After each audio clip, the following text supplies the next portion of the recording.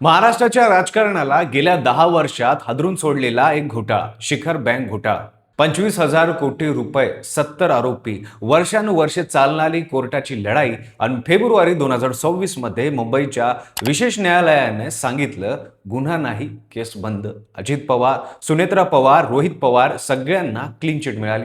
पण प्रश्न हाच आहे, सत्य होतं तरी काय?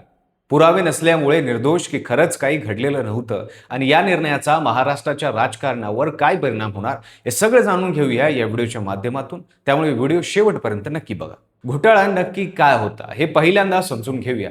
हे प्रकरण नक्की काय होतं? महाराष्ट्र राज्य सहकारी बँक म्हणजे शिखर बँक राज्यातील सहकारी बँकेच्या सर्वोच्च बँक, शेतकरी, साखर कारखाने, सूत गिरण्या या सर्वांशी जोडलेल्या होत्या. जानेवारी 2007 ते डिसेंबर 2017 पर्यंत या 5 वर्षात राज्यातील अनेक सहकारी साखर कारखाने आणि सूत गिरण्यांना नियबाह्य कर्ज देण्यात आले. हे कारखाने आधीच तोट्यात होते, कर्ज घेतलं, परत केलं नाही आणि मग हे कारखाने अत्यंत कमी किमतीत विकले गेले.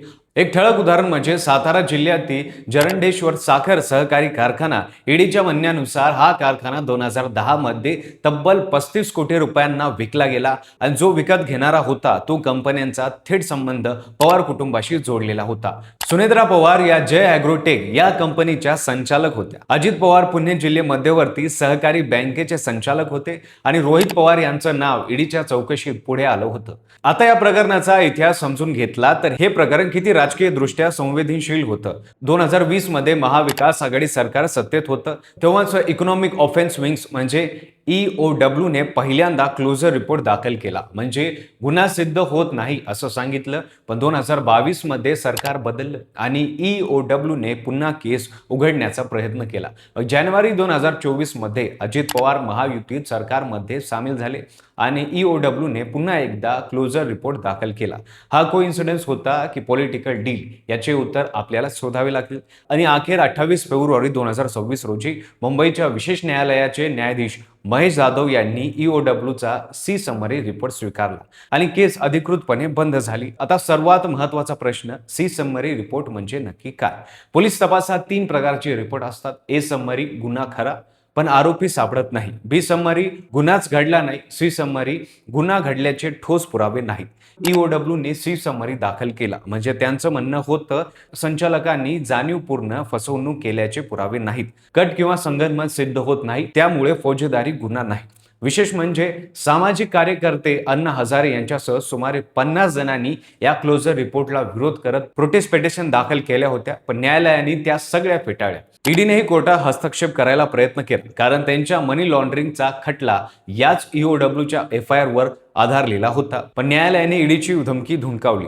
या निर्णयाला आणखी एक महत्त्वाचा संदर्भ आहे. 28 जानेवारी 2026 रोजी बारामती जवळ विमान अपघात. महाराष्ट्राचे उपमुख्यमंत्री आणि NCP प्रमुख अजित पवार यांचं दुःखद निधन झालं आणि त्यांच्या निधनाच्या बरोबर 1 महिन्यानंतर 28 फेब्रुवारी रोजी त्यांच्याच नावावर असलेल्या या मोठ्या प्रकरणाला न्यायालयाने पूर्णपणे विराम दिला.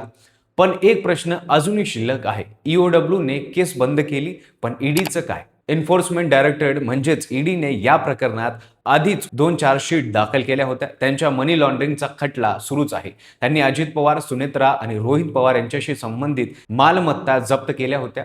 पण आता कायदेशीर तज्ज्ञ म्हणतात EOWचा मूळ गुन्हाच बंद झाल्यावर ईडीच्या मनी लॉन्ड्रिंगचा खटला टिकणं कठीण आहे.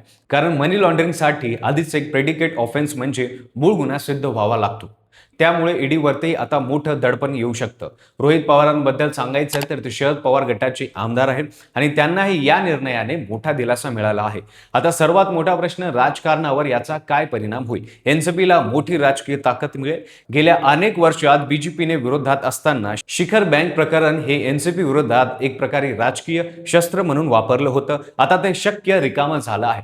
सहकारी क्षेत्रात पवार कुटुंबाचा प्रभाव आणखी वाढेल. MNC बँक आणि राज्याच्या सहकारी नेटवर्कवर त्यांचा पकड घट्ट होईल. आश्चर्याची गोष्ट म्हणजे या निर्णयाने शरद पवार गट आणि उद्धव ठाकरे गटांशी संबंधित काही नेतेही क्लीन झाले आहेत. त्यामुळे भविष्यातील राजकीय पूर्ण चर्चेसाठी दरवाजे खुले होऊ शकतात. पण मित्रांनो, हे सगळं ऐकलं तर मनात काही प्रश्न येतात. जर घोटाळा नव्हता तर बँकेचं एवढं नुकसान कसं झालं? नियमांचं उल्लंघन झालं हे तर सर्वांनी मान्य केलं होतं. मग जबाबदारी कुणाची? न्यायालयाने स्पष्ट सांगितलं, पुरावे नाहीत म्हणून गुन्हा नाही, पण पुरावे नसणं आणि गुन्हा न होणं या दोन वेगळ्या गोष्टी आहेत. राजकारणात आरोप प्रत्यारोप होतच राहतात. काही जणांसाठी हा निर्णय म्हणजे न्यायाचा विजय आहे, काही जणांसाठी हा एक पॉलिटिकल स्टेटमेंट आहे. पण एक गोष्ट नक्की आहे, 10 वर्ष महाराष्ट्राच्या राजकारणात आपली छाया टाकणाऱ्या या प्रकरणात आज न्यायालयाने पूर्णपणे विराम दिला आहे. तर मित्रांनो, शिखर बँक घोटाळ्यावर तुमचं काय मत आहे? खरंच क्लीन शीट मिळाली की पुरावेच नष्ट झाले? कमेंटमध्ये नक्की सांगा.